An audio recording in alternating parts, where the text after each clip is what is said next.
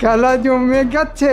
ছেড়ে দিন মহারাজ, গোপাল এমনিতেই যা কুঁড়ে, এই বয়সে গোপালকে রাজসভা থেকে তাড়িয়ে দিলে গোপাল যে না খেতে পেয়ে মরবে। তার চেয়ে বরং গোপালকে সারা জীবনের মতন কারাগারে বন্দি করে দিন, দুবেলা দুমুঠো খেতে পাবে বেচারা। শুনুন, আমার খাওয়ার চিন্তা আপনাকে করতে হবে না মন্ত্রী মশাই। আপনি নিজের খাওয়ার চিন্তা করুন। আমার যে 2 বিঘা জমি আছে, আমি তাতে চাষবাস করে ঠিক খেয়ে পড়ে বেঁচে থাকবো।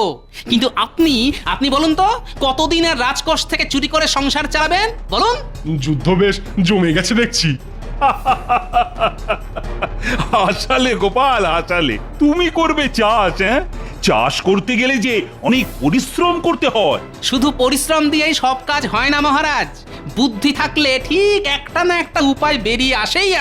তাই নাকি? তবে দেখি তুমি কিভাবে শুধু বুদ্ধির জোরে চাষ করতে পারো। তোমাকে আমি 7 দিন সময় দিলাম। 7 দিনের মধ্যে তুমি যদি তোমার 2 বিঘা জমিতে চারা গাছ পুঁতে চাষ শুরু করতে পারো, তবে আমি তোমাকে 1000 মোহর পুরস্কার দেব। শুধু তাই নয়, আমি তোমাকে আবার আমার রাজসভায় ফিরিয়েও আনবো। কি গোপাল, বলো বলো।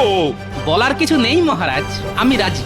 আমি 7 দিনের মধ্যে আমার 2 বিঘা জমিতে চারা গাছ পুঁতে চাষ শুরু করে দেব, এই বলে গেলাম। আর সঙ্গে 1000 মোহরও পুরস্কার হিসেবে আপনার কাছ থেকে নিয়ে দেখিয়ে দেব গোপালের পিছনে লাগার ফল।